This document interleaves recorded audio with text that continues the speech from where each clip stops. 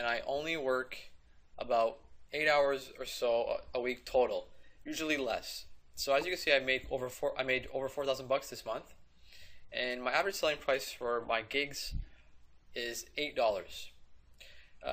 This is on the low end. Typically what you'll see is a lot of people who are successful on Fiverr sell about $20 or so average. I'm all about volume, so I try to get 40 or more orders a day, and that's how I make my money on Fiverr. I do sell gig extras, but I only charge $5 for most of them. And I talk about this in my ebook as well. It purely depends on what you're selling. So if you have a gig that you can charge $100 for gig extra, go for it. But in my case, it was all about volume. I'm just trying to sell a lot. As you can see, I only have 3 negative reviews on my gigs, so that's really good. Most of these negative reviews came in the beginning of my Fiverr career, so I go into that in my book as well, how to avoid letting anyone leave a negative review on any of your gigs.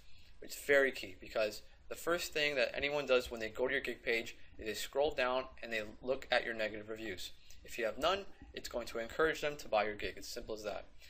And I also have a 10% cancellation percentage, which is okay because you don't really want to have more than this, but most of these gigs that were canceled by me. I didn't want anyone to leave a negative review. So if someone was complaining about the gig or they weren't satisfied with it, I will just cancel it and let the buyer get their money back and not let them leave a review, because if you cancel the gig, they can't leave a review.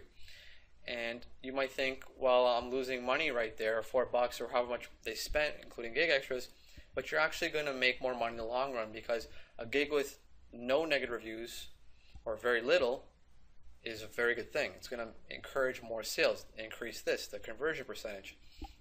I also talk about this in my ebook as well. You typically want to have between 10 to 25% conversion. If you have more than 25%, more power to you. That's great. But realistically, you're probably going to get between 10 to 25 if you're doing really well on Fiverr. You want to have 20 active gigs. So if you're just starting out, you want to have 20 gigs. That's the maximum Fiverr allows you, and just take advantage of that and just have 20 gigs and see what works, what doesn't, and you can start cutting down from there. I also talk about how you can go around this and actually have more than 20 gigs, but that's in my ebook as well.